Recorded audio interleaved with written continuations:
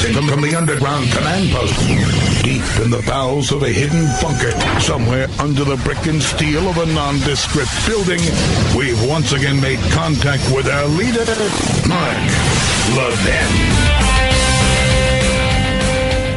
Everybody, Mark Levin here. Our number 877-381-3811, 877-381-3811. As you see, my beloved audience, we have made some headway in straightening out the legal debate with respect to a soon-to-be disbarred Michael Cohen and his Clinton hack lawyer, Lanny Davis, on this issue of a campaign expenditure. It would appear that some of my colleagues in radio have taken down what I said word for word and regurgitated them. This is a good thing. It's a problem with this business I'm in. They do not like to be professional in terms of giving credit where credit is due. You'll notice I'll read articles sometimes in full, and I will give credit where credit is. It's just a matter of integrity. And I tell young people moving into this business, that's what you really need to do. Be a stand-up person. Okay, fine. But there are other people who still don't get it. And most of them are reporters, and many of them are some of the lawyers who are on TV now. Let me put this as plainly as I know how. If an individual pays a sum of money to another individual involving a matter that arose prior to the campaign, individual A decides to run for office, individual B obviously hasn't. They have a dispute, they have an issue. If individual A, who's going to run for office, or even is announced to run for office, or even is running for office, has decided, you know, this guy is a pain in the ass. He's never going to shut up. He's a disgruntled friend, a disgruntled employee, a disgruntled this, a disgruntled vendor, whatever. In exchange for a non-disclosure agreement, I will pay you a sum of $150,000. I will direct my private counsel to pay you, and then I will pay it personally or through my corporation. That is legal. Legal. If you decide, you know what, this litigation, I don't need this litigation. Another is, I don't need this litigation. I'm going to run for the Senate. I don't need this litigation. I'm directing my personal lawyer, settle the case. I don't want this to be an issue during my campaign. I'm running for the Senate. I don't want this to be an issue for my... And we pay for it out of my private funds, either corporate or individual. Fine. I can think of 1,000 examples. Here's another one. This individual decides he's going to run for president of the United States. Let's say he's from Arkansas. And you have all these women accusing him of sexual abuse and so forth, back when he was the governor of Arkansas. Just you know, hypothetical. And he says, you know what? Anyway, I'm going to run for president of the United States. I don't need all these problems. So let's enter into these non-disclosure agreements with these 2, 3, 4, 5 women, pay them each $50,000 in exchange, a contract. That's perfectly legal. There's nothing illegal about it, and I'm going to prove it to you.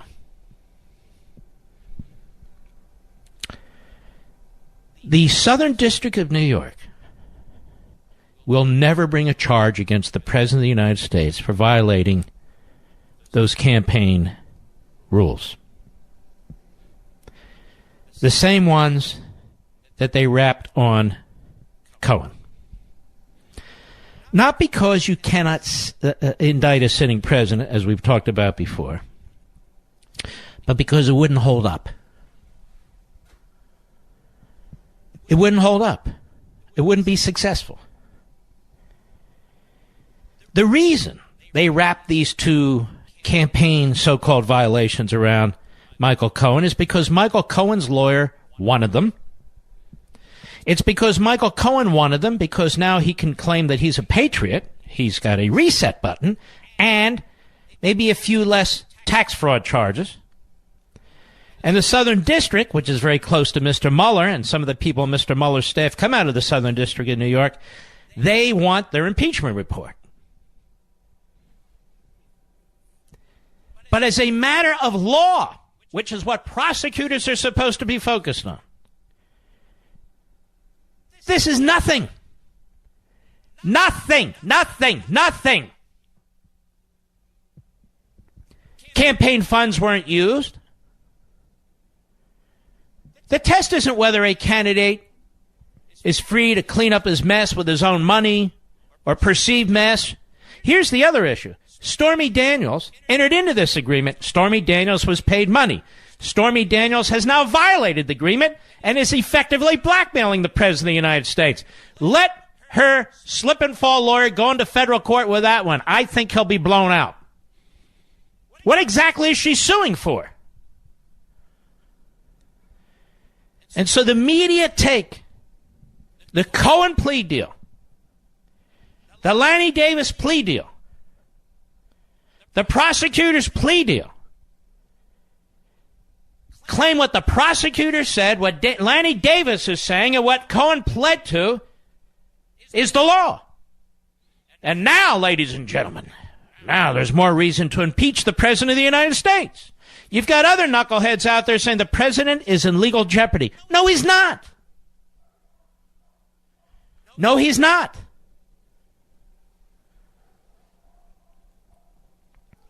Paid with private funds, non-disclosure agreement, 2 cases. Whether he now, Mr. Dershowitz says if he directed his lawyer to do so and didn't reimburse his lawyer, then you got an issue. No, you don't. First of all, it didn't happen. But no, you don't. As long as the lawyer didn't use campaign funds, which he didn't. Let's take the worst case scenario. If Donald Trump directed Michael Cohen to make payments to both of these women, if he directed Michael Cohen to use his law firms or his trust fund or whatever they want to call it to pay them, and then he would be reimbursed either through a Trump corporation or Donald Trump personally, even if all that happened, so what? So what? As I said on this program yesterday, as I said on Hannity last night, as has been regurgitated by some of the smarter radio hosts who know to listen to what I'm saying, that's not an adjudication. There's been no adjudication. There's been a plea bargain. And I hear people, even smart lawyers, so-called, on Fox and other places saying, well, he might be an unindicted co-conspirator. An unindicted co-conspirator? Even the prosecution hasn't claimed that this campaign was an unindicted co-conspirator. They're projecting. They didn't say it. And they couldn't say it. And they dare not say it. So people want Trump to have violated the law. Mr. Cohen is trying to remake himself. Lanny Davis has serious questions, as far as I'm concerned, ethical questions about his representation. He's been bashing Trump all day, barely even talks about his client. The prosecutors are having drinks every night. They're thrilled with what they've achieved here because they have Lanny Davis as the opposing counsel. I didn't even know Lanny Davis was a criminal defense lawyer. I thought he was a lobbyist. They got Michael Cohen. Look, you got 2 of the dumbest lawyers in the country here. And you got the prosecutors who get an easy plea deal. When what really Michael Cohen did, apparently, is he didn't pay his income taxes for 5 or 6 years to the tune of millions and millions of dollars. He lied on loans to the tune of millions and millions of dollars. So they throw in these campaign things. Lanny Davis wanted them in there. Michael Cohen wants them in there. He wants good editorials by the New York Times. He wants to be talked up by Joe Scarborough and dumb people like that. So worst case scenario, according to the left, president directs his private lawyer to enter into non-disclosure agreements with two women about events that took place even before he was president of the United States. Make the payments. Clean this up. We don't want this during the campaign. And then he reimburses his private lawyer out of either private funds or corporate funds. So what? Well, it made him look better during the campaign. That's not the test. Well, it may have influenced the outcome of campaign. BS. But that's still not the test. There's lots of things that are legal that may influence the outcome of a campaign, that may make a candidate look positive. Everything's not illegal. And a non-disclosure agreement paid with private funds is not illegal. Matter of fact, it's done every damn day in this country. It's been done by the Southern District of New York. It's been done by virtually every U.S. Attorney's office in this country. It's been done by the Department of Justice. It's been done by the New York Attorney General's office, the DNC, and all the rest of them. But they call it hush money when it comes to Trump. Oh, hush money. Shh, hush money. Now, up on Capitol Hill, they're entering into these agreements, hush money, settlements, with our tax dollars. With our tax dollars. Not with their private money, with our tax dollars. Anybody charged with anything up there? Of course not. Well, doesn't that make their campaigns look better? Were those campaign violations? I don't know. Is the U.S. Attorney in Washington, D.C. looking into all these people? Apparently not. How about the public integrity section at the criminal division under Mr. Rosenstein and Mr. Sessions? Are they looking into these deals that Congress made? Apparently not. Why? Well, we don't want to mess around with them. You know, separation of powers and everything. Congress has to clean up its act. So let me get this straight. If a member of Congress uses your tax dollars to settle a sexual harassment allegation in exchange for a non-disclosure agreement, uses your tax dollars in order to try and cover it up so they can run for re-election, already public officials, run for re-election in order to have a positive image, to influence the election, to quote the Southern District of New York U.S. Attorney or Deputy U.S. Attorney, is that not a felony? Well, I think it is. I think it is, according to the Southern District of New York and all these commentators. Well, let's drag these little bastards out of Congress and let's prosecute them then. Some of them calling for Trump's impeachment. That's a closer case. Using tax dollars, that raises different issues, as far as I'm concerned, more serious legal issues. But if somebody pays for a non-disclosure agreement, whatever they're seeking not to have revealed, it's an agreement, it's an exchange, it's a contract. He uses his own money, she uses her own money, or they use corporate funds under certain circumstances. It's not a campaign contribution. That is ridiculous. The Southern District of New York got away with a real doozy because defense counsel was Lanny Davis, moron of morons, and a Hillary Clinton goon, running all over TV wherever he can, trashing Trump. How come they don't get regular lawyers? How come they have these irregular lawyers? These political lawyers? Stormy Daniels? Michael Cohen? Well, that should answer your question. But for the fourth time,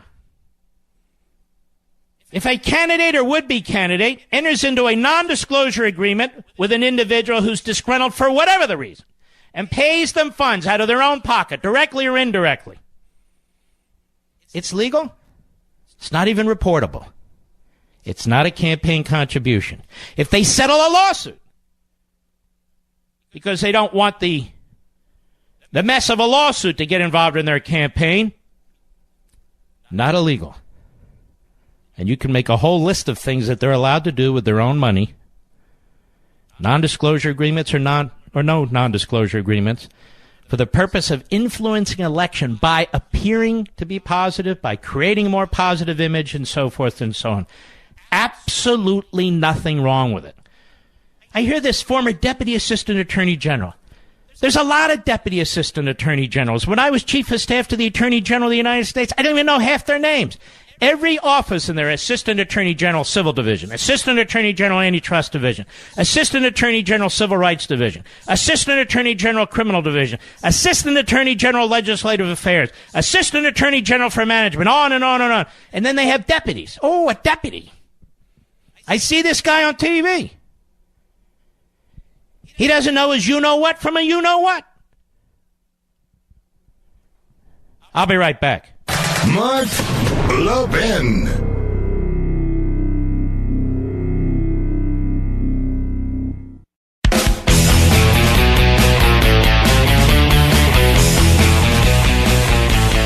Then we move into this issue. By the way, are the media actually reporting the news? Are the media reporting their surmises, their opinions, their hopes? They're almost giddy. Have you noticed? That's why we really don't have a free press in this country. We have a right to a free press, but we don't really have one. We have mouthpieces, propagandists, demagogues. Impeachment, now they're talking about impeachment.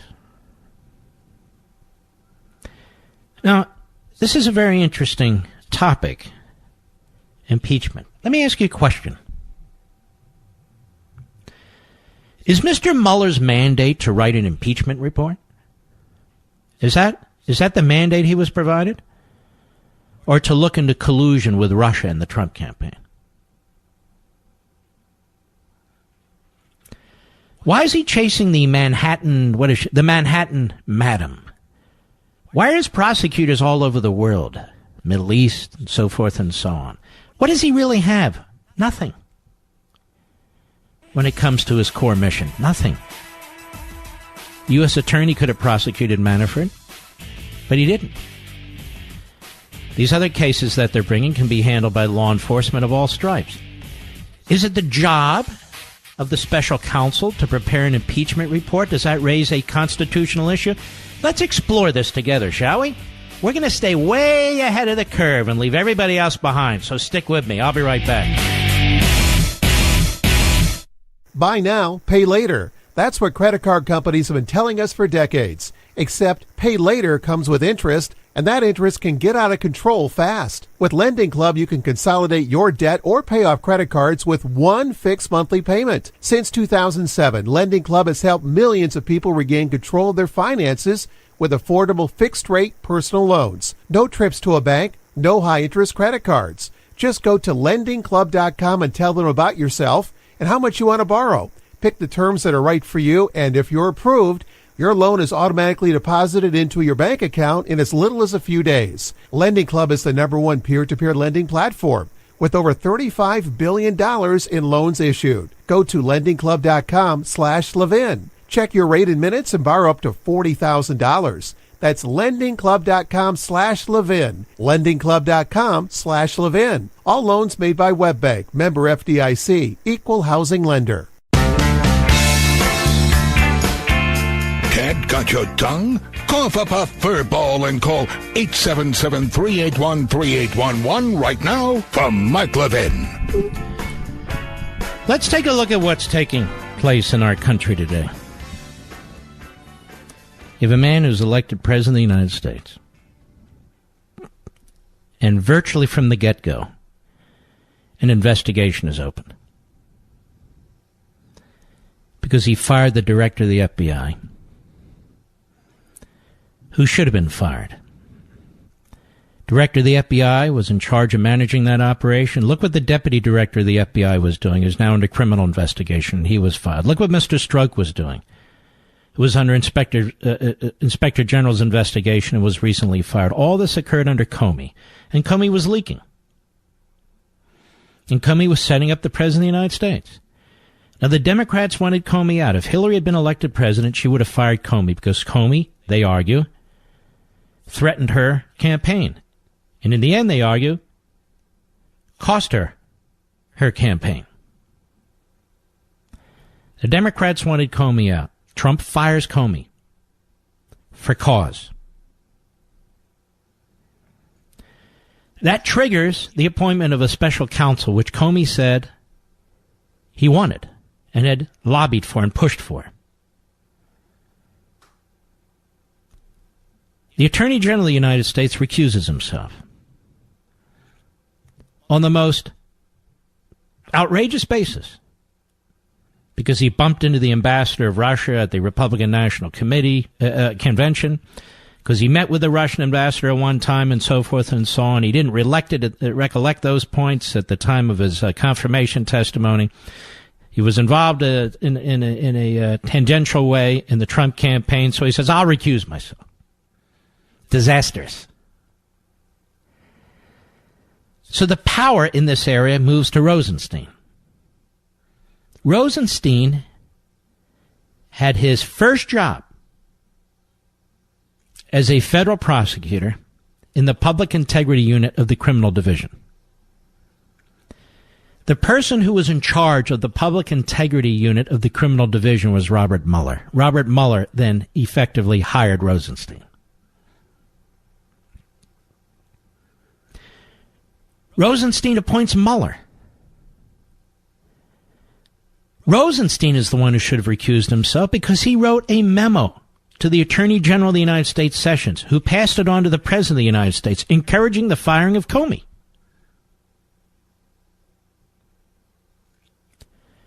He appoints Mueller as the special counsel. The former FBI director, who had just been interviewed by Trump, who turned him down as the new FBI director. And it turns out Comey and Mueller are best friends. They have at least one godchild between them. Their careers go back together many decades. At one point, Comey was Deputy Attorney General of the United States under Bush, and Mueller was the director of the FBI under Bush. Very close. So there was never going to be an objective investigation. Mueller had no intention of treating Comey as Comey should have been treated. And Mueller reports to Rosenstein, who should have recused himself. Now they go after Manafort on old allegations of criminal activity involving taxes and bank accounts and so forth. A case that could have easily been handled out of the Eastern District of Virginia in the U.S. Attorney's Office. As a matter of fact, most of the men who were involved in prosecuting that case came out of that office. So Mueller wasn't needed for any of that. Mr. Strzok, who has since been fired for unethical activity, he decides to circle back and go after Lieutenant General Michael Flynn, conducting an interview, catching him in a false statements trap. Whereas before, the FBI interviewed Flynn and said he didn't recollect, it wasn't a crime. And this is thrown all over TV. President Trump's first national security advisor committed a felony. Got this guy Papadopoulos under the most preposterous circumstances. False statement. That's low-hanging fruit, that false statement statute. False statement that the government accuses them of not just lying to investigators, but misleading them. That's the test, misleading them. And so in order to fight these charges, they go broke. Flynn is broke. He sold his house, has nothing. And I'm sure Papadopoulos is too. So they pled. Look at that. We got Papadopoulos. We got Flynn. What else do you got? Well, you got all these Russians. We indicted them for trolling, for conspiracy to defraud our election. Okay, where are they? They're overseas. You can't even get them in our courtroom. It's an indictment without physical defendants. What else? Well, we got Gates. We got a few of these other guys. Then, apparently, Mueller comes across Cohen issues. Well, what issues does he come across on Cohen? Tax medallion issues? For taxis? Well, how did Mueller come across those? Failure to pay federal income taxes for Cohen? Well, was Mueller investigating Cohen, the president's private attorney? He sends that to the Southern District of New York. One of the senior lawyers who works in the Southern District of New York in charge of their public integrity section has been sent to work for Mueller. So these offices are very, very tight.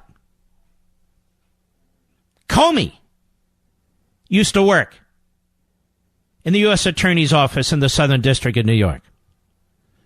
So now they go after Cohen, and Cohen's an easy target. He's a moron. He's doing all these unethical things. He's evading taxes.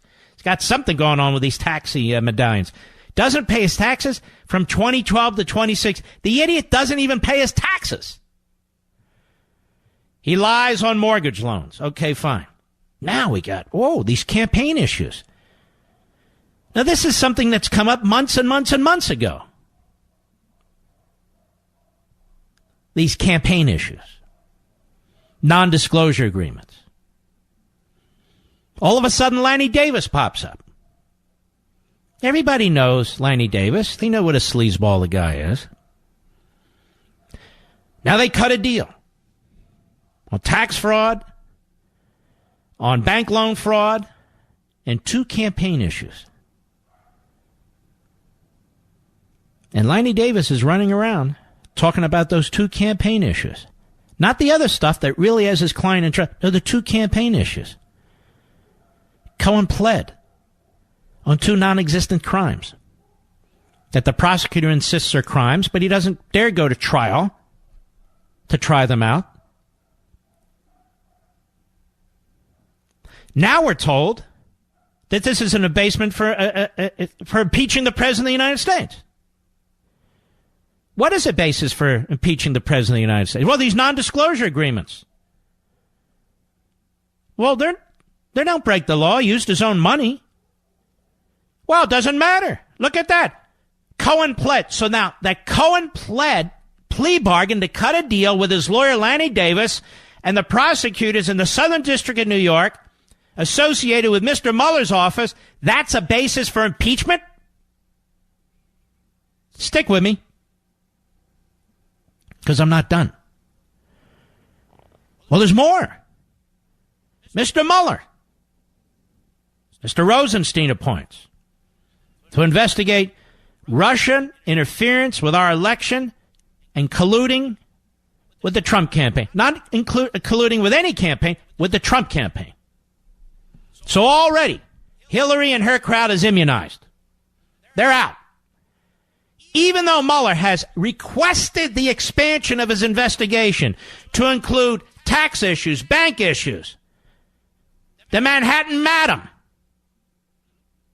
Even though he's expanded his investigation in 15 different directions, he refuses to request to expand his investigation to cover anything that was done by the DNC, the Hillary campaign, any of their lawyers, period. And Mr. Rosenstein, who can do it on his own, he refuses to. Okay. But Mr. Mueller says to himself, I really don't have anything on Trump. Unless I go back to defending my buddy Comey. And not just Comey. That we find out if the President of the United States was trying to obstruct our investigation. What? I mean, you got 17 lawyers, all of whom you picked. You probably have 2-3 dozen FBI agents, all of whom you've picked. Nobody has stopped you from investigating anybody else. You've spent an enormous amount of resources. You've flown all over the world. God knows you've probably interviewed 300, 400, 500 witnesses. You got 1.4 pages, actual documents from the administration. Wow, that sounds like obstruction. No, you don't understand. The president has given multiple reasons for firing Comey. And perhaps for firing other people under his authority. We don't have an actual crime that the president committed because, after all, this was a counterintelligence investigation, not a criminal investigation early on, and it moved into a criminal investigation. So there's not a lot of criminal issues related to a counterintelligence investigation. So we need to criminalize something. So we're going to criminalize the president's firing of certain personnel. And we need to question the president about why he fired them. Having now interviewed hundreds of witnesses, including the president's own White House counsel, Don McGahn, who's given us 30 hours of testimony on why the president did what he did. We need to talk to the president now, not to get to the truth, but to create a crime. We must create a crime. We don't have a crime. We have to create a crime. We got Flynn on false statements. We got Papadopoulos on false statements. It's low-hanging fruit. We need to create a crime. So this is what we need to do. We need to question the President of the United States about his firing decisions involving my dear friend Comey, involving Lieutenant General Flynn, or anybody else we want to talk about. We've got all this testimony from McGahn. We've got testimony from scores of other people the public don't even know. And we need to question the President of the United States on why he did that. But you can't indict a sitting president. No, we know that. In fact, by the way, ladies and gentlemen, Mr. Mueller has acknowledged that. We can't indict a sitting president of the United States. But you see, I'm Mr. Mueller and I'm Mr. Weissman. I'm this team of hitmen and hitwomen. We don't have to indict him formally. We have to lay out the case for impeachment charges. We'll get him by hook or by crook. We haven't disrupted our careers and moved into this temporary job and cut our pay. Me, Mr. Mueller, I used to make millions of dollars, and cut our pay to come up empty. Oh, I know these other. No. I'm a prosecutor. I'm not an objective mediator. I'm not an arbitrator. I'm not a judge. I prosecute people. And if we can't get Trump, because of these stupid memos from the Department of Justice that do not allow us to indict a sitting president, we will do what we have to do to remove this man from office.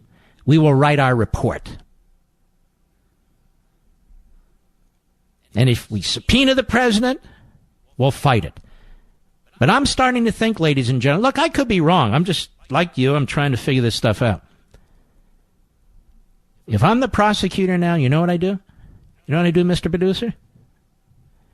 I don't subpoena the president. I just make my case for impeachment. I say, look, Trump said this publicly, and he said this publicly, but Mr. McGahn said this. Mr. Flynn said this. Mr. Flynn said that. Obviously. The President of the United States didn't want to be interviewed because he knows he would have obstructed justice. And in fact, that's what he attempted to do. And you give that to the Democrats, and if they control the House of Representatives, they now hold up Mr. Mueller as the greatest lawyer the planet has ever known. Now, he might still go the subpoena route.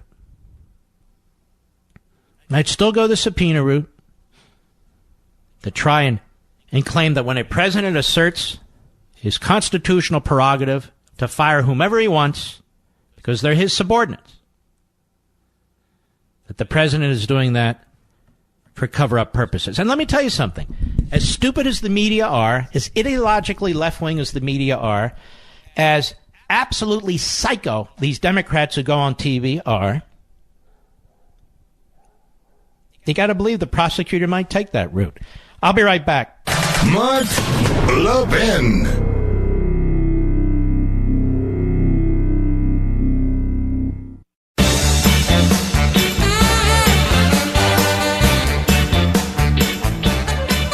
Hope you'll stick with me next hour because we are going to smoothly move into this impeachment question. Look, I don't enjoy this any more than you do. And I think a lot of this has been pushed by the media, quite frankly. I believe this is a media launched, pushed, promoted, encouraged event that is affecting our political system and our constitutional system. They give cover to Mr. Mueller, to Lanny Davis, to Mr. Cohen. They give cover to the Southern District of New York. They give cover to Mr. Rosenstein. And by omitting coverage on other matters related to Hillary and the Democrat National Committee and the real Russian collusion, they are driving the narrative. And the mob is forming. There's already a mob, but the mob is forming. The mob mentality, the political mob, the media mob, they are forming. They have no comprehension of what took place with Cohen. The reason Lanny Davis is on virtually every media outlet there is he's trying to spin it. That's what propagandists do with the big lie. So here's some exciting news. Simply Safe is now valued at $1 billion. This company used to be just 5 guys working together. Now, the founder only started the company. He wanted to help his friends who were burglarized. Now it's worth $1 billion. Simply Safe protects over 2 million people, and they do a great job. That's why it's worth over $1 billion.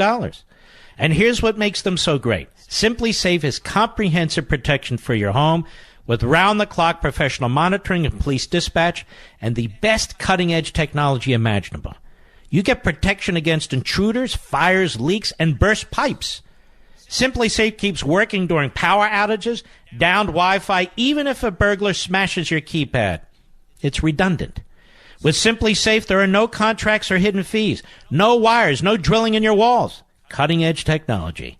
And 24/7 monitoring is only $14.99 a month. CNET, PC Mag, and the Wirecutter all named Simply Safe their top pick for home security. Order your Simply Safe system now at simplysafemark.com, and my listeners get free shipping and free returns. That's simplysafemark.com to protect your home and family today. simplysafemark.com. If Mueller's purpose at this point, knowing he can't indict a sitting president, is to write a report for impeachment purposes, then I ask you this question. Then Mueller is the most political man in the nation, and he knows it. And so do his deputies. And we're going to explore that together in the next hour. I'll be right back.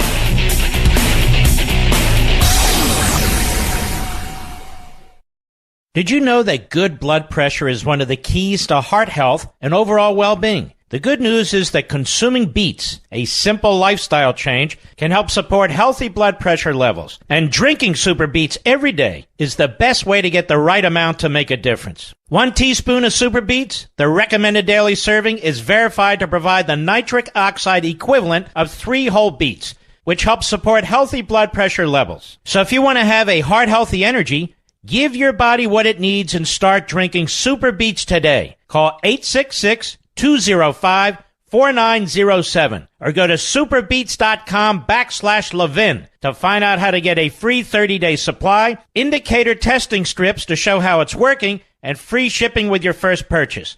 Call 866-205-4907 or go to superbeets.com/Levin. That's superbeets.com/Levin today. He's here. He's here.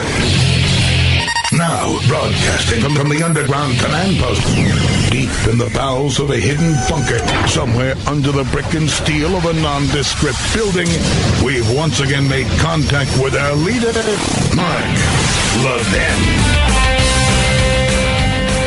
Hello, everybody. Mark Levin here. Our number, 877-381-3811, 877-381-3811. Impeachment. You hear this being thrown around all over the place.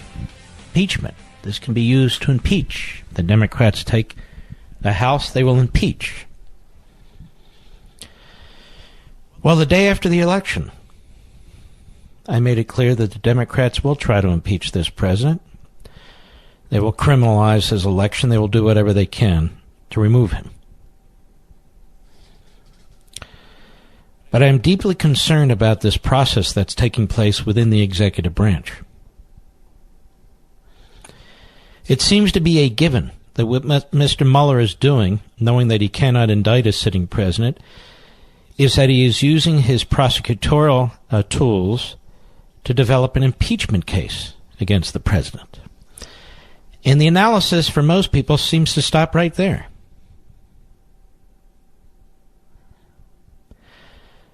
Now, I've got these two memos from the Department of Justice saying that the reason that the Department of Justice believes that you cannot indict a sitting president is because, among other things, all the time it would take and burdens that would be involved.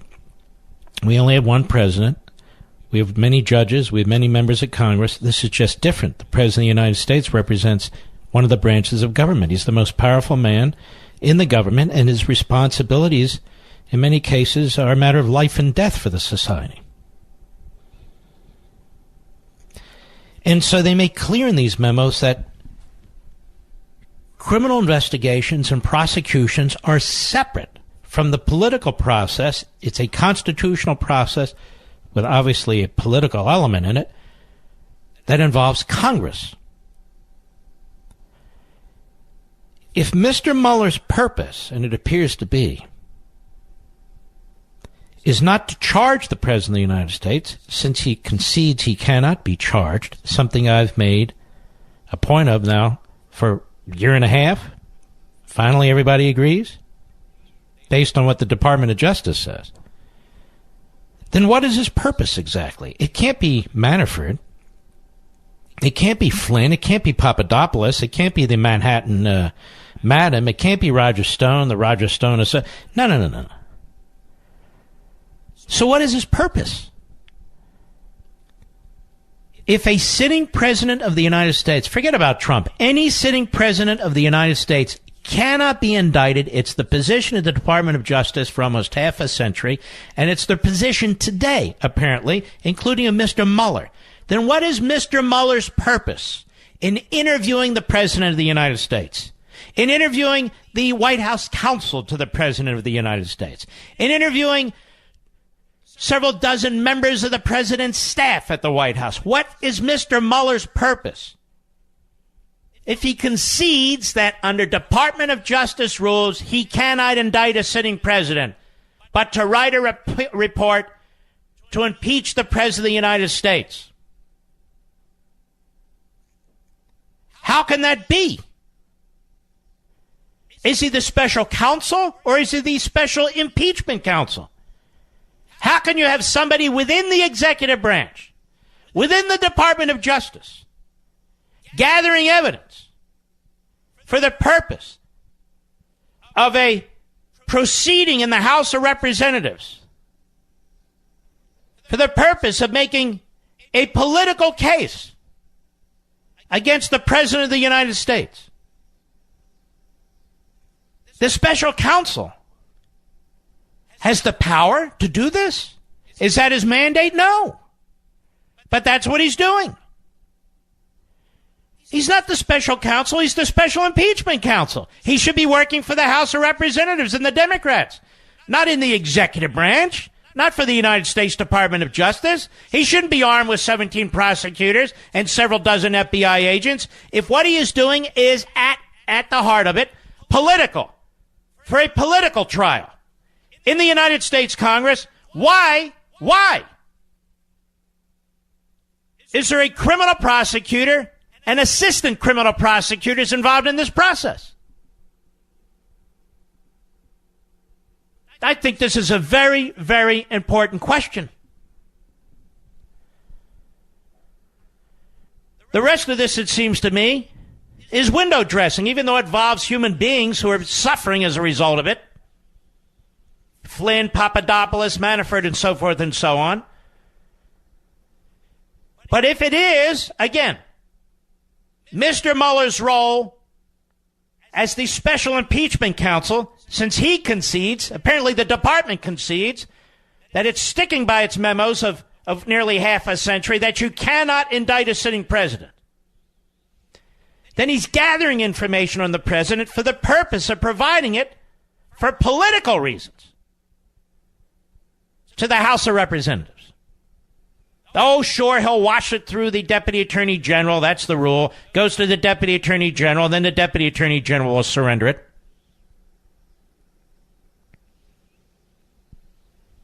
This is really like nothing I've ever seen before. Nothing I've ever seen before. You have this clown like Carl Bernstein on TV. He was the dumber of the two, Woodward and Bernstein. Oh, he was a great reporter. No, he wasn't. Mark Felt, the deputy director of the FBI, was feeding these guys information left and right. That's why when the leaks were coming out of our government on Trump and the rest, I said they're coming out of the FBI. That's where they come from, always. Senior level of the FBI. And wouldn't you know it? Director, deputy director, the head of counterintelligence. All leakers. Oh, and proud of it, by the way. So Mr. Mueller is not really a prosecutor. He's using prosecutorial powers. His staff aren't really prosecutors, although they're using prosecutorial powers. The courts treat them like prosecutors. They get FBI agents to do investigations. They're all treated like serious federal criminal prosecutors, but that's not what they're up to. They know the president of the, listen to me, they know the president of the United States must, for the protection of the office of the presidency, for the protection of the United States Constitution and separation of powers, they know that the president of the United States must not sit down for an interview on obstruction of justice. He must not do it in order to protect the presidency and future presidents, so they can make decisions about hiring and firing without being accused of obstruction. Donald Trump will need to protect and wants to protect the powers of the presidency under Article 2 of the Constitution. The executive, he cannot function if he can't make personnel decisions. He cannot function when he comes in and he decides he wants a new FBI director. He doesn't want an Obama holdover, or he wants different appointees, and he wants to name his own people. He can do it for whatever reason he wants to. And the president of the United States cannot sit there and be questioned by a prosecutor who reports to the Deputy Attorney General of the United States and have to defend and justify his decisions. The President of the United States is elected by the people. A single prosecutor, plucked from obscurity, cannot have the power to overthrow the government, cannot have the power to overthrow the President of the United States. The reason Mueller wants to sit down with Trump is so he can write a report and say that he obstructed justice. There is no crime. He wants to create a crime. And not for the purpose of prosecution, because he concedes he can't do that. It's for the purpose of removing him from office through the impeachment process. So bastardized is the Department of Justice and the role of this special counsel that it does threaten our constitutional system. There's absolutely no question about it. And do you think for 1 second that there is a single reporter at CNN, a single host at CNN, a single regular contributor at CNN who understands or wants to understand any of this, or if they do, intends to make the case? No. MSNBC? No. The New York Times? No. The Washington Post? No. This will be dismissed. I'll be right back. Mark Levin.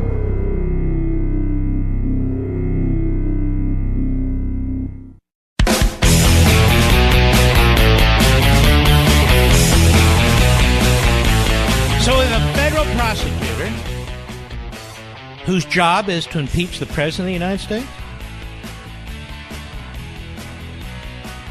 that's why he's been at this? Isn't that what the Democrats want? Isn't that what they've said they wanted? Again, follow my logic. It's very reasonable. You're the Department of Justice. You're the Deputy Attorney General. For these purposes, you're the acting Attorney General because Sessions is bugged out. You appoint a special counsel to investigate Russian involvement in our election respecting the Trump campaign. You just limit it to that. So you don't really want to know about all Russian involvement in the election. You only want to know if there's any collusion with Trump. So it starts off as a very one-sided investigation. Moreover, there's no criminal predicate. So Mr. Rosenstein violates the rules of the Justice Department to begin with. They take a counterintelligence investigation where there isn't criminal statutory issues and turn it into a criminal investigation. And even then, they're looking desperately for a criminal statute. They got Manafort on bank this and tax that, and Cohen on this, that, and the other, and these phony campaign claims and so forth and so on. But in the end, why was Mueller appointed? We don't need Mueller to chase tax issues, bank issues. We have over 90 United States attorneys' offices. We have over 1,000 assistant United States attorneys in this country.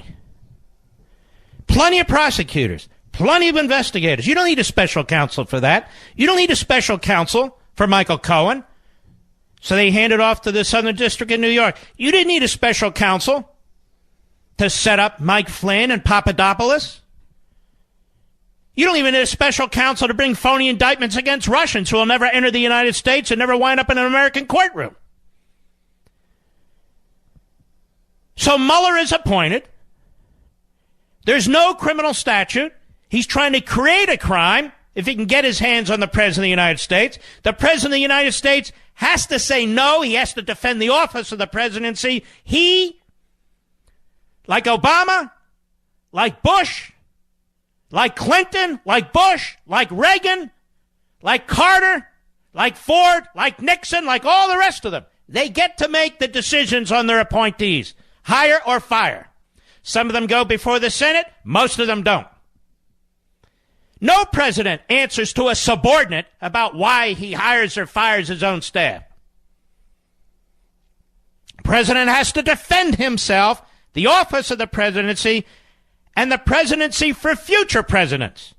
Can't have prosecutors questioning presidents under threat of some kind of criminal violation for merely exercising their constitutional authority. Nobody's ever done that. So what's this guy doing? Can't indict a sitting president, conceded. There is no underlying crime with respect to Trump, conceded. There's this debate over a subpoena so they can personally interview Trump. What the hell for? Can't charge him. There is no crime. The problem here is we have this unconstitutional office, this concoction, this fabricated entity that doesn't fit within our system. We have a prosecutor who has subpoena power, a prosecutor who can waive other criminal statutes in front of other people, a prosecutor who can build up an office that's as big as the U.S. Attorney's Office in Rhode Island, who's conducting an impeachment investigation. Ultimately, a political decision by the House of Representatives in terms of impeachment and trial in the Senate. It's an abomination. This is exactly why the Democrats say, let the investigation go on. Let the investigation go on. By the way, nobody's stopping it. So when the President of the United States, who's aware of this, obviously, seeks to protect the office of the presidency, the Constitution generally, future presidents from this kind of behavior, he, you see, is obstructing justice. Now, since the matter cannot be adjudicated in a federal court, because a president of the United States, according to the Department of Justice, cannot be indicted, Mr. Mueller wants it adjudicated by a jury of Democrats in the House of Representatives who can make up their own rules. This is all happening outside of our constitutional structure. The Supreme Court helped create this in Morrison versus Olson 30 years ago. A disastrous opinion. And yet even Mr. Mueller's appointment doesn't fit within that opinion, given the breadth and width of his investigation. From whorehouses in Manhattan to the Middle East to God knows what. And all of this undermines our republic, which is the intention.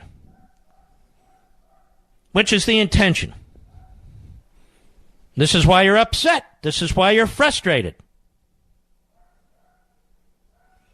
Now, the media are playing along. Listen to this montage. NBC, Savannah Guthrie and Chuck Todd. ABC, George Stephanopoulos. CBS, Norah O'Donnell, Major Garrett. Most of the people I just mentioned here, not all, are Democrats. Some of them, Stephanopoulos and Todd, were active Democrats. Worked in political campaigns, worked for politicians. Doesn't matter. Up is down and down is up. Hat tip newsbusters, cut one, go. This issue of impeachment, all of this kind of comes right down to the midterm elections. If the Democrats retake the House, then they can attempt to impeach the president. So is this going to in some way be... Stop, please. Now listen. So now we're being told if the Democrats win, the president's going to be impeached. It's a fait accompli. I'm even hearing some of the president's defenders, like Bannon, say this is an impeachment election. Do you think that's wise? It's wise. So if the Democrats win, the president is ipso facto impeached? No! They still need to make a constitutional case. They still need to make the constitutional case. This has to be fought at every level and in every way. I do not understand why the president's supporters say it's the most important election of our lifetime. Got it. Because it's an impeachment election. It's one thing to say if they get elected, they're going to impeach the president. But don't call it an impeachment election. So if they win, he's impeached as a matter of fact. We'll play that montage again when we return.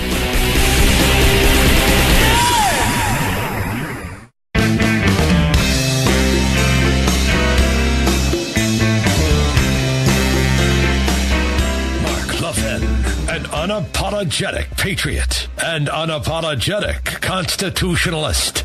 You can reach him at 877-381-3811. Would you pay your hard-earned money to join an organization that fought tooth and nail for a government-run healthcare system? How about an organization that scripted portions of White House speeches behind closed doors to ensure the passage of Obamacare? Remember the Republicans? Remember they were going to repeal it? Oh, so long ago.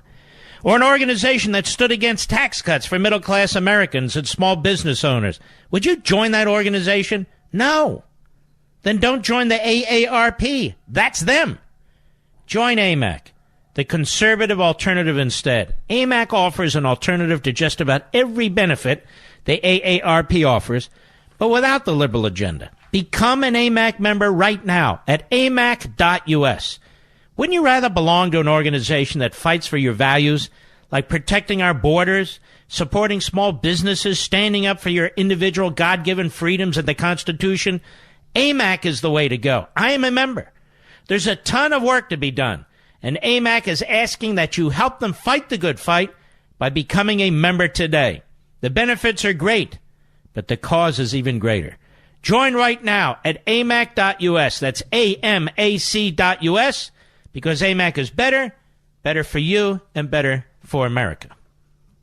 Let's go back to this media montage. Our news media, our free press, as they like to label themselves. Cut one is NBC, Savannah Guthrie, Chuck Todd. ABC, George Stephanopoulos. CBS, Norah O'Donnell, and Major Garrett. Cut one, go. This issue of impeachment, all of this kind of comes right down to the midterm elections. If the Democrats retake the House, then they can attempt to impeach the president. So is this going to in some way be like the only issue in the midterms going forward? I think it's possible. All of this puts impeachment front and center in the midterms. What is the sort of buzz around there? What are you picking up from your sources both on Capitol Hill and the White House about concerns about impeachment? Well, those concerns are in abeyance until the midterm elections. If that change of power does occur, it becomes a very real, live, and politically dangerous and potentially legally dangerous threat for the president. What is he rambling? Potentially politically, legally dangerous? Threat to the president. I don't know what he means about legally dangerous. And we'll talk more about what impeachment is as time goes on. We've talked about it at some length already, but we need to stay on top of this so you're informed. At least you, the millions of people who listen to this program, you're informed. If anybody brings up the Michael Cohen plea bargain with you, here's the answer. Those two so-called crimes he pled to involving campaign rules, corporate campaign donations, and a personal donation that was over the limit are phony. A candidate is free to use his own money in exchange for a non-disclosure agreement. He's free to tell his lawyer to pay for it, and he's free to reimburse his lawyer or not, Professor Dershowitz, because it has nothing to do with our federal campaign laws. Zero. It's like settling a lawsuit during or before a campaign, paying to settle a lawsuit because you don't want it to interrupt with your campaign and so forth. Well, it influences the election. Well, of course it influences the election. Whether you get a haircut influences the election. If you don't shower, it influences the election. If you walk around naked, it influences the election. If you like to walk on your hands, it influences the election. If you're a pervert, it influences all kinds of things influence an election. Some are illegal, some aren't. This is not. That's the answer. So now you know who the idiot lawyers are on TV and radio when they say otherwise. Now, Ali Veshi, I don't know who the hell this guy is. They tell me he's a host on MSLSD. Now, he wants to talk about impeachment and how it works. Because I don't know about you, but whenever I want to understand the Constitution and an issue like impeachment, I go to MSNBC or CNN. So let's listen to this crackpot. Cut 2, go. Let's take a look at the process of impeachment. First of all, the House of Representatives. Okay, let's do that. Now, let's open that up. There we go. All right. First of all, the House of Representatives draws up articles of impeachment. Think of the House as the prosecutor. The document details any, quote, high crimes and misdemeanors that the president is believed to be guilty of. Only the House can bring charges against a president, but any individual congressperson can start this process. Next, the House votes. All right, stop.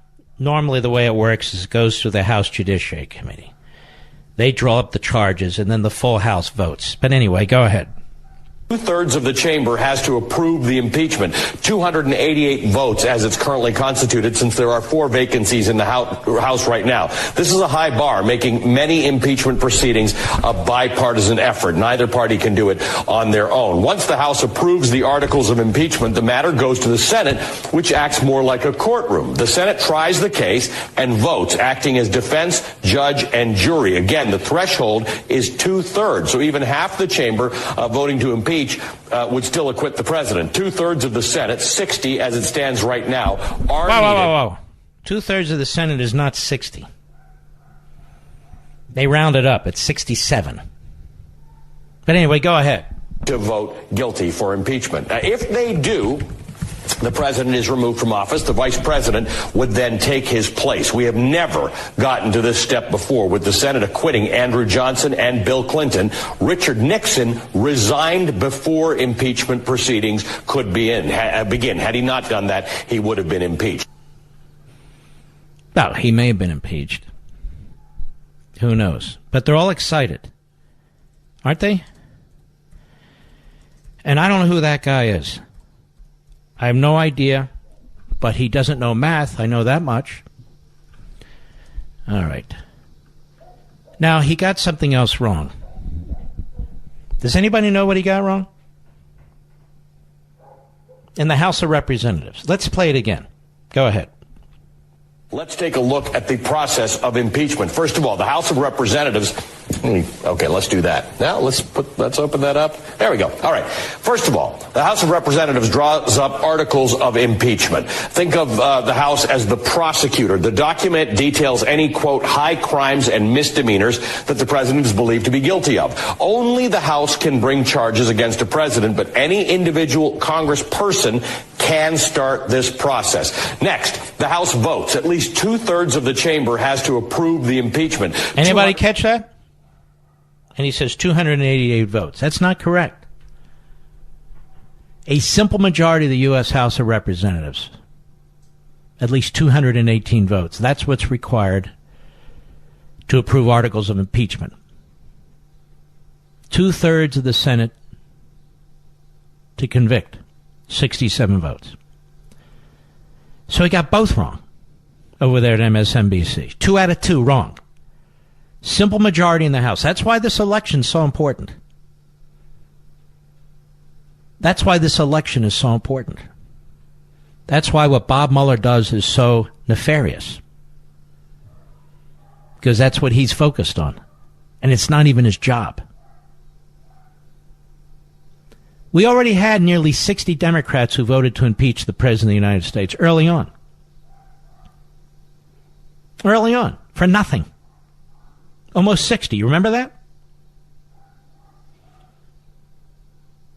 It was brought up by Al Green, not the singer. Al Green, Democrat of Texas. Remember that guy? Oh, he's still around. There are just some people in this country, most people in the media, and most people in the Democrat Party in Congress who wish to reverse the results of the last election. And people will say, well, then Mike Pence will be President of the United States. But look at all the disruption. And look how difficult it will be for the Republicans to win in 2020 should the Democrats succeed. This president has done a lot of great things for this country. And that's why they want to take him down. Because he's not one of them. He doesn't play by their rules. And he's doing more and more things that they reject. One other legal fact that you need to know. The reason why Lanny Davis is out there saying, my client, Michael Cohen, won't even accept a pardon from this president. Not that he would get one, obviously, from this president. Does anyone know why Lanny Davis is doing that? I know he's an incompetent boob, but in this case, he's a snake. Why is he doing that? Because he knows in the state of New York as I speak, there's a statute pending. There's a statute pending that would allow Mr. Cohen to be charged with state crimes, even if he's pardoned at the federal level. It's pending in the Assembly, I believe, in the New York House, and they're waiting for the next election. They hope to be able to, in the Senate, to pick off another seat or two and then control the majority and pass it. Meaning it wouldn't matter if Michael Cohen got a pardon from the President of the United States because he's done at the federal level, pretty much. But in New York, they don't want him to be done at the state level. So even if the President of the United States were to pardon him, which he wouldn't, of course, but even if he were, the fact of the matter is, he'll still be vulnerable in New York. So Lanny Davis puts this stuff out there. The great Michael Cohen, just like Comey. Now, Michael Cohen is the man of great morals. He's seen the light. He hates Trump. He wants to get Trump. And Helsinki, the Helsinki press conference, turned Michael Cohen. You believe this crap? The Helsinki press conference. Then he decided right there and then, Trump's with the Russians. He hates the intelligence agencies. He hates the FBI. I, Michael Cohen, sleazeball, don't pay my taxes, lie on my loans. I, Michael Cohen, who tape my clients and tape the press when they talk to me. I, Michael Cohen, am the moral superior to Donald Trump. And I will not accept the pardon from Donald Trump. See how it goes? Mr. Producer, I know we've tried many times in the past. Would you invite the Deputy Attorney General of the United States on the show, please? He goes on other shows. I believe he's a very smart man, isn't he? He's capable of answering questions or saying I can't answer questions. But I would like to talk to the Deputy Attorney General of the United States. He's a public official, isn't he, ladies and gentlemen? Well, why is he hiding? Why is he hiding, the Deputy Attorney General of the United States? When I was at the Justice Department, our Deputy Attorney General of the United States was in hiding. What's he hiding? I'm not a prosecutor. I didn't subpoena him. I'm not setting a perjury trap. I just want to have a conversation with the man. I want to ask him some honest questions. I believe the American people have some information that they have a right to receive. I'll be right back. Mark Levin.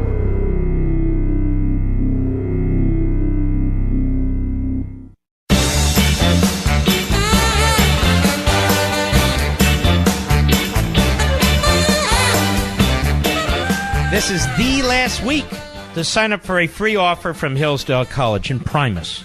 I've been talking about the monthly digest of conservative thought from Hillsdale College for quite some time. Well, the current free offer ends this week.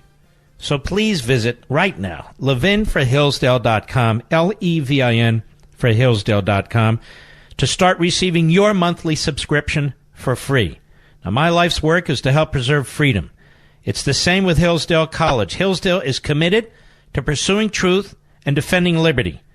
They teach their stellar students to defend freedom, and they do that for you, too, through their free monthly digest of conservative thought. Free till the end of this week. 3.8 million Americans receive in Primus for free each month, most of you in my audience. And you, my friend and fellow freedom lover, those of you who don't have it, you should be reading it, too. So subscribe for free while you still can. It ends the end of this week. LevinforHillsdale.com. That's Levin for Hillsdale.com. There are no strings attached. Generous donors who want to preserve freedom for future generations make it possible for Hillsdale to send in Primus to you at no cost. This is the last week. Please start reading in Primus so you can know how to defend the liberty that you love. LevinforHillsdale.com. That's Levin for Hillsdale.com. This is from November 21, 2017. A report at BuzzFeed published a story of a former staffer for Representative John Conyers who settled a 2015 sexual harassment claim against Conyers after she says she was fired for refusing his sexual advances. Conyers denies the settlements. But, of course, he made them. And now we know many members of Congress did. So if, in fact,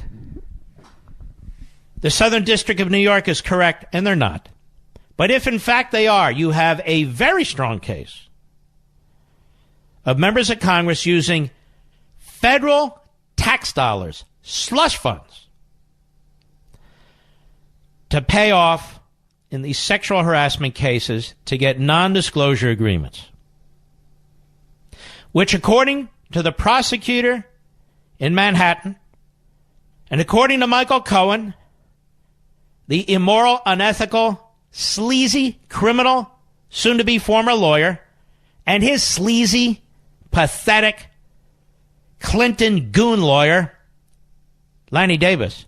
According to all of them, that's in part intended to make these candidates look good for re-election. And therefore, it violates our campaign laws. And it violates our campaign laws in significant ways then, right?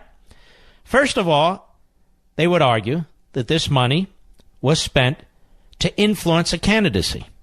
Again, because it makes them look better if they can keep this stuff quiet. But secondly, and this is more important actually, they're using tax dollars on a campaign. On a campaign. So every single one of these members of Congress should be dragged out of their offices on Capitol Hill. They should be handcuffed. They should be taken to jail. They should be arraigned. And they should be prosecuted. Maybe they can be in solitary confinement like Manafort. In my humble opinion. I'm quite serious about this. Sort of. How much time do we have, Mr. Producer? Here's Donald Trump on Fox and Friends today. Cut 3, go. Did you know about the payments? Later on, I knew. Later on. But you have to understand, Ainsley, what he did, and they weren't taken out of campaign finance. That's a big thing. That's a much bigger thing. Did they come out of the campaign? They didn't come out of the campaign. They came from me, and I tweeted about it. I don't know if you know, but I tweeted about the payments.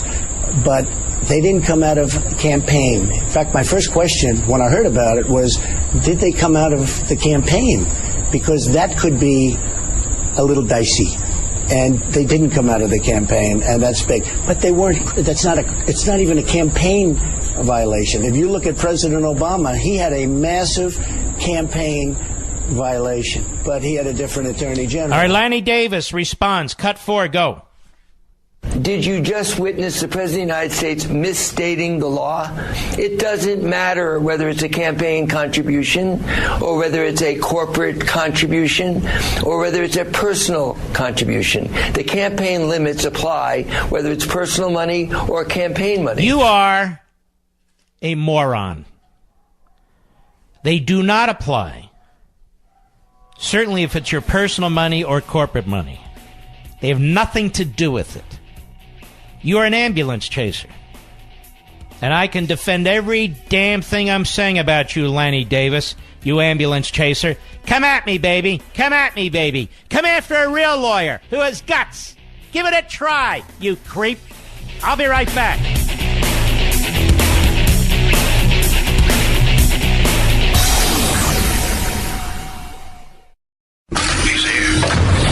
He's here. Now, broadcasting from the underground command post, deep in the bowels of a hidden bunker, somewhere under the brick and steel of a nondescript building, we've once again made contact with our leader, Mark Levin. Hello, everybody. Mark Levin here. Our number, 877-381-3811, 877-381-3811. I'm going to play a few more clips, but I also want to circle back to this issue of impeachment. So stick with us the whole hour, truly. I've got this figured out. Here's Lanny Davis, and by the way, he's everywhere. He's next, I think he'll be on Russian TV. Here he is on CNN last night. Cut 5, go. We talked very intensely. Yes. About what caused him to change his mind about Donald Trump. Mm-hmm. And the only way to put it, it may sound a little bit syrupy, was patriotism and love of country. So Michael Cohen is a patriot who loves his country. That's why he's done what he's done. Amazing, isn't it? Go ahead. Caused him to recognize the danger of this particular president, his lack of suitability to be president of the United States. Now let's stop it. You see, the whole thing is political. Here you have a crook and a lawyer for a crook. You have a man who's confessed to tax fraud, to bank fraud, and then the phony campaign issues. He confesses to the phony campaign issues, no doubt at the urging of his attorney and the prosecutor, in order to try and smear Trump and set him up for impeachment. So the whole thing is politicized. And he hires one of the most political hack lawyers, what I say is the general counsel for the Clinton mob family, that you can imagine. Not your typical criminal defense lawyer, basically a lobbyist who was in and out of political campaigns, who was defending Bill Clinton, the pervert, all through his perversions.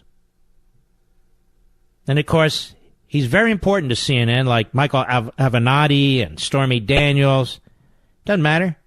Go ahead. And his decision, as he said to me late one night, to hit the reset button on his life and his previous loyalty to such a man that he considered, especially after Helsinki. Helsinki, you see, that's when he changed course. He said, that's it. I've known Trump for decades. He's paid me an enormous amount of money. I've represented him here, there, everywhere. including a non-disclosure agreement. But Helsinki, that's the turning point, Helsinki. What a bunch of idiots. Do they think we're this stupid? Here's Lanny Davis on Fox News today, being questioned by Eric Shawn first. Cut 6, go.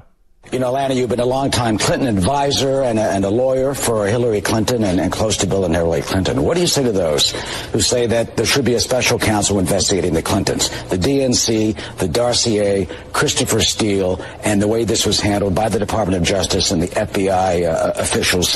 This should be good. I can't wait for the answer to this. Go ahead. Certainly showed a distaste for Donald Trump becoming president of the United States. First of all, you didn't state a single fact involving the Clintons. Now, see how he switches? It's amazing. The on and off switch. He's on the attack. Trump's committed crimes. His client's prepared to say more. Eric Shawn lays out a pretty good case about the Clintons and so forth. You didn't state a single fact involving the Clintons. Not a single... Go ahead. I have a lot of friends at Fox and have been a Fox guest on almost every show on Fox. That kind of rhetoric without facts is unfortunately too common on Fox shows. So you are such a clown. You really are the worst. Go ahead. State me facts of what Bill or Hillary Clinton actually have done that would suggest anything. All right, let me start, dummy. How about the money that was spent on the dossier? You like the campaign finance laws? Well, let's pretend they are as you say. They didn't report that on their financial disclosure forms, did they? The fact that they laundered money through a law firm and a lawyer for to Fusion GPS, to a spy, an ex-spy in Britain who colluded with the Russians? What do you call that? They didn't, was that a campaign violation? Tell me something. And when the Russians colluded with them in order to help Hillary Clinton with the dossier and provided them with positive information to get a FISA warrant, was that an illegal contribution from a foreign government? You idiot. Little Fox here, and Fox here, you always twist everything. I would love to debate this guy. I would love to debate him. They're so stupid. They're so predictable. This guy's supposed to be a lawyer? Sounds like a defendant. Go ahead. Illegal, suggesting a special counsel. Well, my question is your reaction to those who have called for that. They're pure political speculation. Shut up, you idiot. But now, Mr. Cohen, you see, is the greatest witness of all time. Mr. Cohen is ready to tell Mr. Mueller about his former client, Donald Trump. I hope Mr. Cohen understands that when the history books are written, he's going to be the biggest, lowest scum imaginable. The lowest scum imaginable.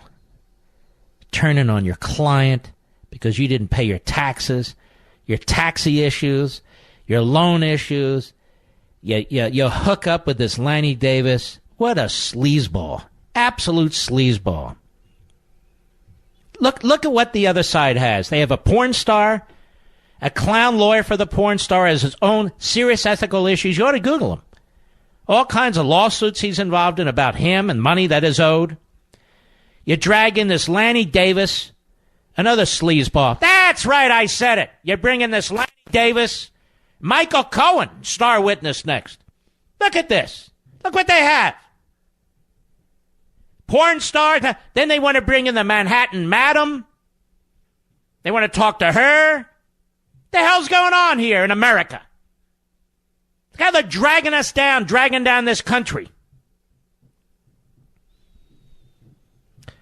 Cut 7. Go. So I can't tell you the answer to that question about contacts between... Oh, by the way, Lanny Davis said this is MSN. So CNN, Fox, MSNBC. Go ahead.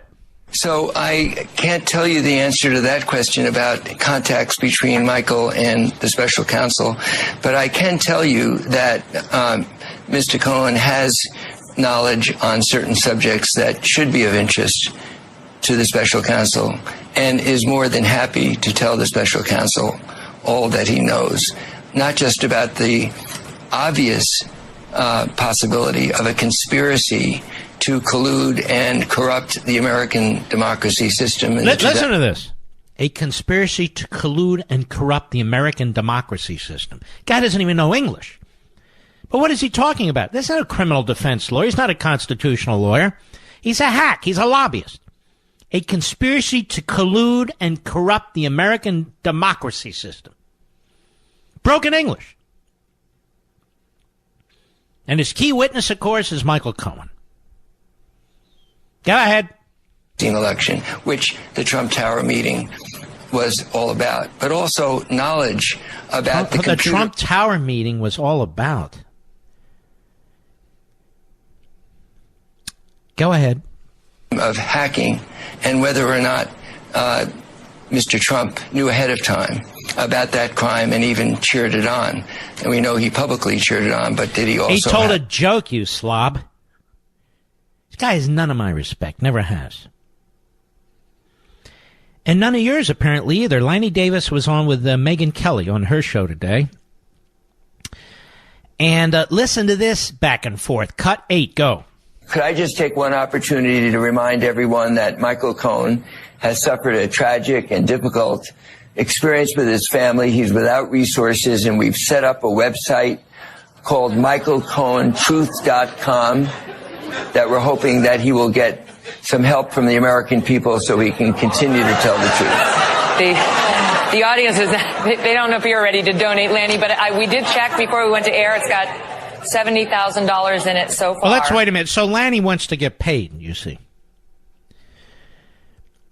Mr. Ambulance Chaser wants to get paid, so he goes on TV. MichaelCohenTruth.com. Michael Cohen. The MichaelCohenTruth.com. No, Michael Cohen, sleazeball, slip and fall, soon to be disbarred, phony lawyer.com. Go ahead. And listen, we appreciate you coming on. I would say the reaction of your audience... No, wait. What? He's going to attack the audience now, like he attacked Fox, because he's an idiot. Go ahead.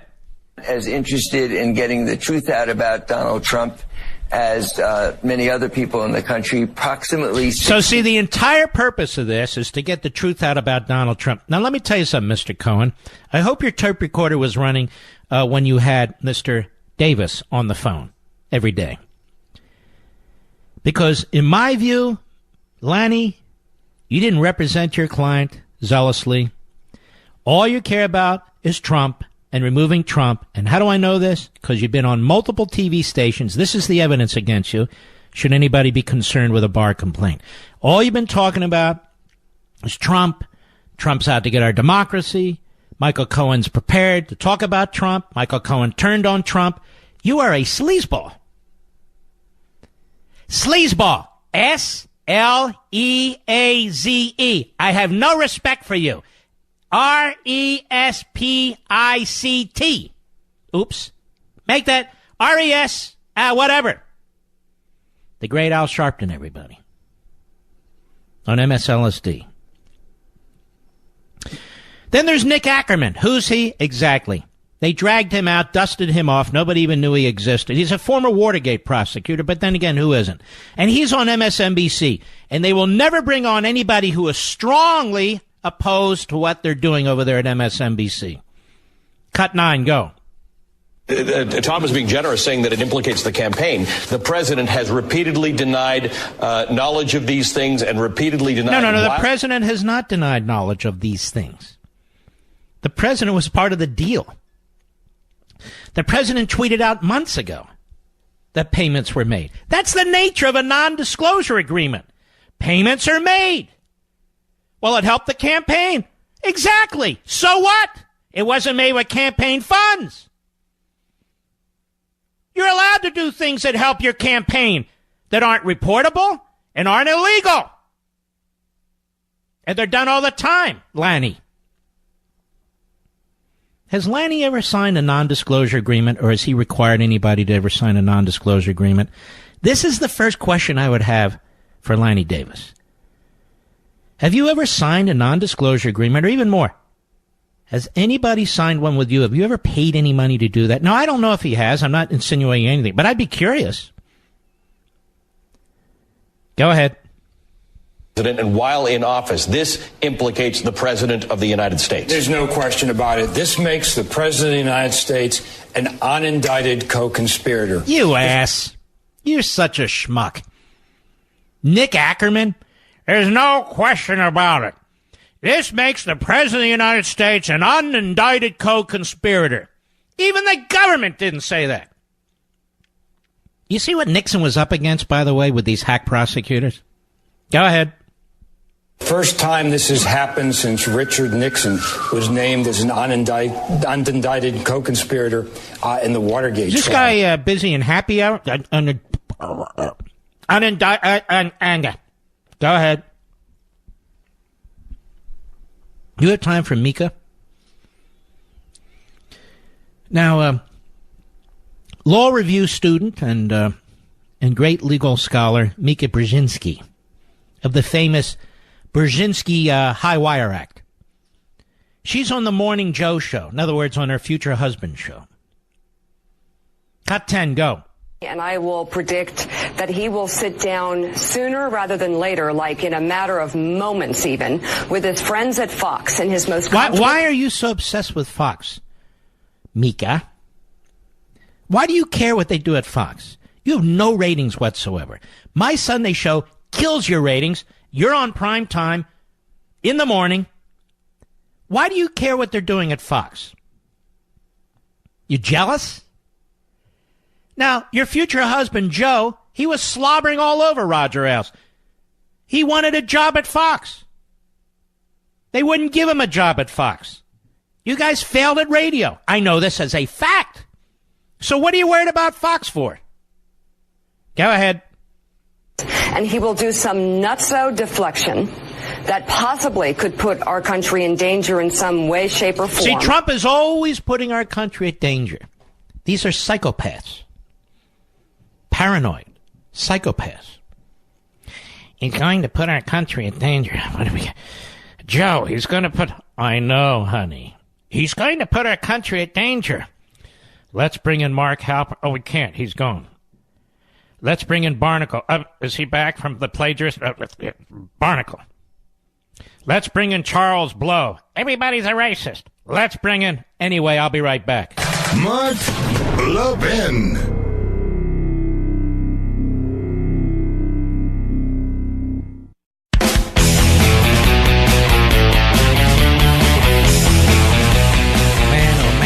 So much to cover, I can't get it all done. Beto O'Rourke.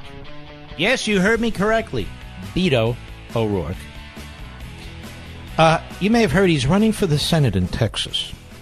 Hollywood's pouring a ton of money into it. Manhattan's pouring a ton of... Yeah, they want Beto O'Rourke and they oppose Ted Cruz. And I would strongly encourage you, America, to get involved in this campaign unless you want to see Ted Cruz lose, potentially. You got to always fight like you're behind. But Beto O'Rourke, do we have time for Beto O'Rourke, Mr. Producer? Go.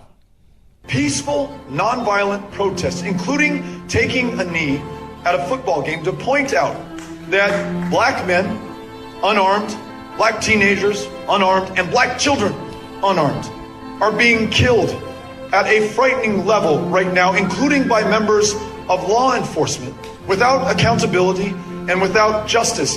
And this problem, as grave as it is not going to fix itself. And they're frustrated, frankly, with people like me and those in positions of public trust and power who have been unable to resolve this or bring justice for what has been done and to stop it from continuing to happen in this country. And so nonviolently, peacefully, while the eyes of this country are watching these games, they take a knee to bring our attention and our focus to this problem to ensure that we fix it. That is why they are doing it. And I can think of nothing more American than to peacefully stand up or take a knee for your rights anytime, anywhere, any place. Hat tip to Right Scoop, my buddy Brian. This is being played all over Yahoo Sports. So in other words, 3 cheers for the NFL players taking knees because the cops are killing black people, women, and children at a level we've never seen before. They're shooting unarmed black teenagers, unarmed, and black children, unarmed, are being killed at a frightening level, including by members of law enforcement. That's the man running for the United States Senate in Texas. A devious, evil man.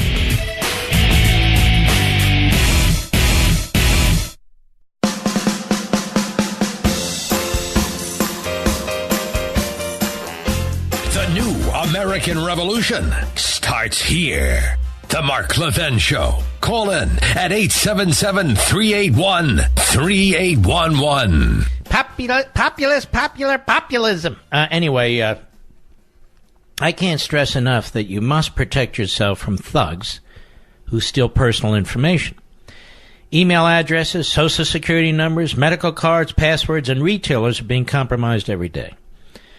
Look, you can't stay vulnerable. It's why I switched to My ID Care. It's the best in the business. My ID Care covers you for the 9 types of identity theft, providing best-in-class service. And with Tri-Bureau credit monitoring and dark web monitoring, it's the kind of comprehensive protection you need right now.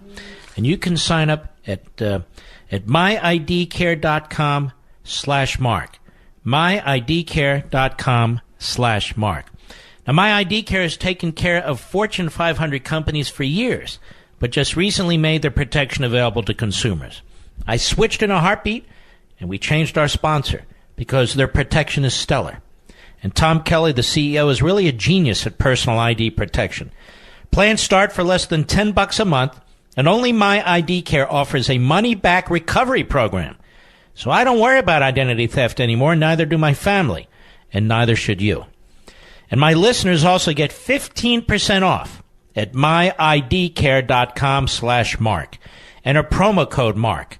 Learn more, and then let My ID Care take care of you. myidcare.com/mark, promo code MARK. My ID Care.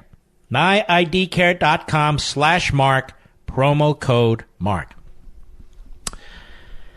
Jimmy Brown. I think, if not the greatest, certainly in the top 3, 4, 5 greatest running backs in NFL history. I would say at the top. He retired at the peak of his career. He went into acting. He was a great actor. I remember him from The Dirty Dozen. Just unbelievable. And he was a civil rights activist. Still is. And he went into the tough neighborhoods all over the country, particularly L.A. I remember those days. Now, I want you to hear Jimmy Brown, again, talking about the national anthem and taking a knee and what he thinks of President Trump. Go. Well, I tell you, man, it's very confusing, JT. It's hard to know the good guys and the bad guys. I should be criticizing Trump on every level because he does certain things that cause for criticism. But when I look at television and I see all of these announcers become experts and they're pointing their fingers and they're not doing the doggone thing but pointing their fingers, I find myself really pulling for the president. Now, that will make me very unpopular in the black community, very unpopular with a lot of Americans. But I think that there are certain good things that are coming out of this presidency because we've never seen anything like it. I mean, there's confusion. A lot of people are retiring. A lot of people are giving their opinions. And we have to really dig deep down inside to come up with the right kind of an answer. But here's my answer to all who wants to criticize me or who don't believe that I'm a good American. I believe that I have to work on myself first to be as good a person as I can be, to back up my country in the best way I know how. And the second situation, I should be helpful to those people who need help, that don't have life as good as I have it. And if I do those two things, then I think I'm making my contribution. What a class act. Jim Brown, what a class act. And by the way, my second favorite movie, Patton. The Dirty Dozen. My first favorite movie was Patton. We miss our buddy Clint Walker, who was in that movie too, who passed away not too long ago. was a great friend of the program. Clint Walker was, as you know, we brought him on many times. These old-timers, man, they know. And then there's Beto O'Rourke, I want to remind you. You heard Jim Brown. Now listen to this man trash law enforcement. Here's the thing to me. You have an illegal immigrant, an alien, who murdered a 20-year-old, beautiful, young college student, an American citizen. If he wasn't here, she'd be alive. And you hear these people all over television, particularly the usual cable channels, going on and on that you cannot make a broad-based statement based on that murder. Well, I can make the statement that but for that illegal alien, that young woman would be alive. That horror wouldn't have occurred. One less murder. But then, out of all the police officers in this country, all law enforcement at every level in every area of the world, every area of the country, if you have a bad cop that makes a bad shooting, then all the cops are bad. Have you noticed that? The same people who say you can't make generalizations are happy to make generalizations. They trash the cops. They trash the local police departments. We have to nationalize them. We need to get the civil rights guys in there, and on and on and on. The cops stink. There's your Beto O'Rourke, Texas. He's exposed himself. He's a left-wing hack. And he talks like it when he doesn't think you're listening. Yahoo Sports is promoting what he said. And so I will too. Play it again, Mr. Producer. Peaceful, nonviolent protests, including taking a knee at a football game to point out that black men, unarmed, black teenagers, unarmed, and black children, unarmed, are being killed at a frightening level right now, including by members of law enforcement. This is so outrageous. So outrageous. When you think about what's going on in our inner cities, in Chicago, every weekend, people are looking at the toll. They expect a toll. Oh, 67 shot. Oh, 70 shot. Oh, 50 shot. Now let's attack the cops. We have huge problems in our inner cities with black-on-black crime, particularly these gangs. They're slaughtering people in their communities. They're slaughtering people in their communities. You don't do them any good to pretend otherwise. But O'Rourke isn't going to talk about that. No. Attack the cops and get the votes. Unbelievable that this guy's actually has a shot at this. Go ahead. Accountability and without justice. And this problem, as grave as it is not going to fix itself. And they're frustrated, frankly, with people like me and those in positions of public trust and power who have been unable to resolve this or bring justice for what has been done and to stop it from continuing to happen in this country. And so nonviolently, peacefully, while the eyes of this country are... shut up, you idiot. Texas, don't send this idiot to the United States Senate, please. Oh, yes. And they play the music in the background like it's patriotic. Taking a knee, especially all the cops are killing all the innocent people, including young people, teenagers, and babies. You want more of that? We get enough of that from Kamala Harris. We get enough of that from Elizabeth Warren. We get enough of that from Cory Booker. We get enough of that from Bernie Sanders. For crying out loud. We're going to get that from Texas? You know, some people, particularly in the Republican Party, they don't get it. Do you know what I would do if I could vote for Ted Cruz in the state of Virginia? What an opportunity that would be for conservatives like me.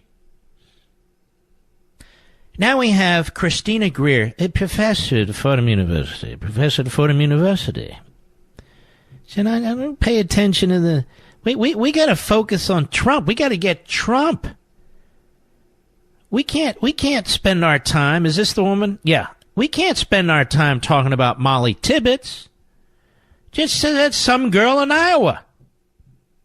Cut 19, go. The fact that he was even sworn in as president after the Access Hollywood tape let me know for a fact that the Republican Party is actually not working on behalf of the American people. They are working on behalf of Donald Trump. And he's been able to bully them into their silence. And I don't think that today changes much, unfortunately. I'm sure we'll hear what he has to say about this at his rally. But Fox News is talking about, a girl in Iowa and not this, right?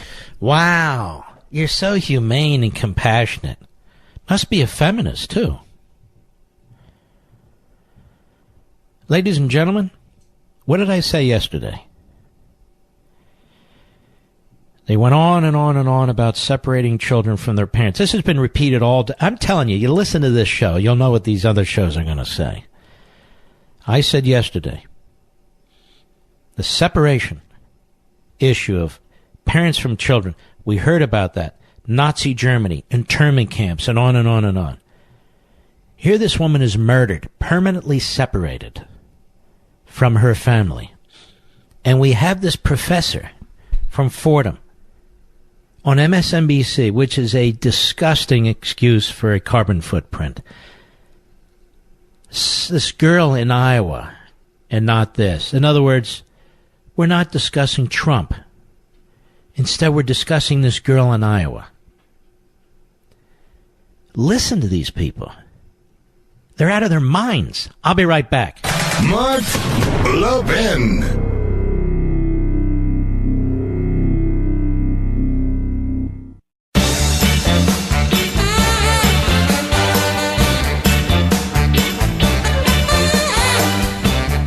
Why is the Democrat Party fielding more and more Jew haters? What? Oh, yeah, I thought they didn't like the Klan and the KKK and so forth, and the neo-Nazis. That in a second, but it's true. Take one atom of nitrogen, bond it with one atom of oxygen. You know what you get? You created nitric oxide. Now, why is that a big deal? Nitric oxide is a miracle molecule your own body makes that fuels your cardiovascular health and keeps you vibrant. And as you age, our bodies need help with this important process. You can go ahead and Google it. Super Beets by Human has harnessed the power of nutrient-enriched beets to create a superfood that helps your body make more nitric oxide on its own. My wife now uses this. She's a marathon runner. She loves it. And it's very, very important. 1 teaspoon of Super Beets daily supports your cardiovascular health and blood pressure levels, giving you natural energy without a quick caffeine kick or sugar high. You like drinking that whatever it is, the super drink? Forget about it. Super Beets is the natural way. Now, we're talking real, healthy, natural energy. Mary from Wisconsin says, I really enjoy Super Beets. I use it as soon as I start my day. And you should too, folks. Just give it a try. She said, it gives me the added energy I need to exercise and get everything done I need before my long third shift hospital job. Here's what I want you to do. I really want you to try this. I'm serious. Call 866-205-4907. It's a tough number. You got to write it down. 866-205-4907. Or you go to superbeats.com/Levin, superbeats.com/Levin, and find out how you can get free 30-day supply of Super Beets and free shipping with your first purchase. But I really think you need to jump in right now and give it a shot. Feel the 1 + 1 = boom effect of Super Beets. Call 866-205-4907. 866-205-4907. Or go to superbeats.com, superbeats.com/Levin. That's /Levin today. Do it right now. I know you're going to like it. All right. The hell happened to my article? Okay. Over at the Federalist. And I'm sure there will be specials on this on MSNBC and CNN and all the rest of them about how the Democrat Party is fielding more and more Jew haters. From the Federalist, Warren Henry. Democrats are fielding even more anti-Semitic candidates for Congress. Last week, even the left-wing kook Jew-hating, self-Jew-hating J Street, that's me. The lefty group created to counter the bipartisan American-Israel Public Affairs Committee withdrew its endorsement of Rashida Tlaib, the Democratic candidate in Michigan's 13th congressional district. The unprecedented move followed her endorsement of a one-state solution to the Israeli-Palestinian conflict and comments supporting the left-wing boycott, divestment, sanctions movement, BDS. She's running unopposed in the general election, blunting the effect of the de-endorsement. But Tlaib is representative of the Democratic Party's gradual march beyond the embrace of candidates and officials who criticize Israeli policy or its current government to a much uglier place in politics. To put this trend into context, consider that the U.S. State Department has adopted a working definition of anti-Semitism as a member of the International Holocaust Remembrance Alliance. The working definition provides illustrations of anti-Semitism, including denying the Jewish people the right to self-determination, and on and on. The founders and leaders of the BDS movement support a one-state solution that destroys Israel as a Jewish state. In my view, what they want is a final solution. The movement is the intellectual descendant of the 1945 Arab boycott, which did not distinguish between Jews and Israel. It is based on the premise that Israel is a racist apartheid state, requiring the sort of action once taken against South Africa. And so when Tlaib compares the two-state solution to the idea of separate but equal, even the creeps at J Street begin to worry. Her answer also seems disingenuous, not only because she supports this one-state solution, but also because she's a member of the Democratic Socialists of America. And last year, the Democratic Socialists of America overwhelmingly endorsed the BDS movement against Israel, with many chanting, "From the river to the sea, Palestine will be free." Another odd endorsement story occurred in Pennsylvania's 1st congressional district. Democratic nominee Scott Wallace came under criticism after it emerged that his charitable foundation has given hundreds of thousands of dollars to groups that promote the BDS movement. Wallace disclaimed responsibility for the donations and denied supporting the BDS movement. Democratic Jewish Outreach of Pennsylvania initially declined to endorse Wallace, but ultimately reversed its decision under pressure from the Democrat Party in a toss-up contest. Last week, Democrats nominated Ilhan Omar as their candidate in Minnesota's 5th congressional district. She has claimed that Israel hypnotized the world and said she hoped Allah would awaken people to the evil doings of Israel. She recently defended those comments by referring to the apartheid Israeli regime. This month, at a candidate forum at Beth El Synagogue, Omar said she supported Israel's right to exist and called BDS not helpful and counteractive. She was not asked specifically about her apartheid comparison, which occurred on May 31. Omar did not use the forum to address her prior comments either. Then again, Omar likely feels no pressure. She's running for the seat held by Keith Ellison, whose relationship with the Nation of Islam's leader, Louis Farrakhan, has been an ongoing controversy, and who has claimed the U.S. policy in the Middle East is governed by what is good or bad through a country of 7 million people, meaning Israel. Ellison, now the Democratic Farmer Labor candidate for Attorney General in Minnesota and deputy chair of the Democratic National Committee. I'm not done. There's Leslie Cockburn, the Democrat nominee in Virginia's 5th congressional district. The Virginia GOP has accused her of being a virulent anti-Semite based on her co-authorship of, quote, Dangerous Liaison, the inside story of the U.S.-Israeli covert relationship, a book that advocated for the inherently anti-Semitic belief that Israel controls America's foreign policy. The Virginia GOP quoted from the New York Times review of her book. The press release also cited the commentary review, which cataloged some of the book's bizarre claims. Now, all 4 of these candidates may join the Democratic caucus, perhaps even a majority in the 116th congressional district. Democratic socialist celebrity Alexandria Ocasio-Cortez, who is almost certain to be there, has remained silent on the BDS issue. But in my view, she's shown enough ankle to tell us where she stands. There's your modern Democrat Party. I'm sure Mika Brzezinski and Don Lemon will all cover it. We salute our armed forces, police officers, firefighters, and emergency personnel. See you right here tomorrow, America. God bless and be well.